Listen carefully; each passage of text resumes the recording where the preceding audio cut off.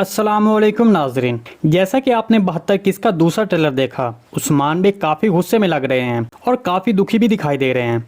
तो ऐसा क्या हो गया है जिस पर उस्मान बेग काफ़ी गुस्सा है? अहमद अलब और दूसरे बच्चों के साथ ईसाई पादरी क्या करने वाले हैं? कुमरुल अब्दाल ईसाई लिबास क्यों पहन रहे हैं? ये कौन लोग हैं जो हर जगह सुराही नुमा घड़े रखकर जा रहे हैं? उस्मान बेग ने किस किले पर हमला किया है? तो इन तमाम सवालात के जवाब के अलावा और भी बहुत कुछ, तो इसके लिए वीडियो को आखिर तक लाजमी देखिएगा। मगर इससे पहले आपसे गुजारिश है हमारे चैनल को सब्सक्राइब कर दें।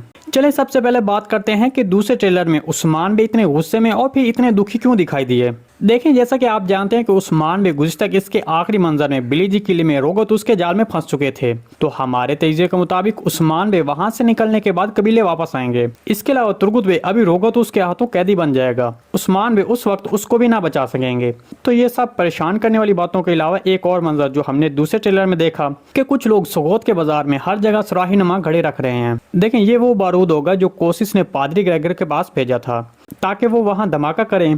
तो यकीनन ये धमाका होगा जिसमें बहुत से लोग शहीद होंगे। इसके अलावा बच्चों के हवाले से कोई खबर न मिलने पर उस्मान बेग का ये वाला मंजर दिखाया जाएगा जिसमें वो अपने मरकजी खेमे में खुद अकेले खड़े होकर खुद से बातें करके और गुस्सा होगा। दूसरी तरफ हमने देखा कि अहमद अलब और दूसरे बच्चों को ईसाई पादरी अपने मजहब में तब्दील करने के लिए उनकी तैयारी करवा रहा है और उन बच्चों को किसी ऐसी जगह पर ले जाया जाएगा जहां दूसरे बच्चे ईसाई तालीम हासिल कर रहे होंगे। इसीलिए आपने दूसरे ट्रेलर में देखा कि कुमरुल अब्दाल भी ईसाई लिबास पहनते हुए रो रहे हैं, क्योंकि कुमरुल अब्दाल जो कि इतने बड़े दरवेश हैं वो उन बच्चों को बचाने के लिए ईसाई लिबास पहनने पर मजबूर हो गए। हमारे तजज़िये के मुताबिक कुमरुल अब्दाल ईसाई पादरी का भेष बदलकर उन बच्चों को बचाने में अहम किरदार अदा करेगा। इसके बारे में आपको क्या लगता है? कमेंट सेक्शन में लाजमी बताइएगा।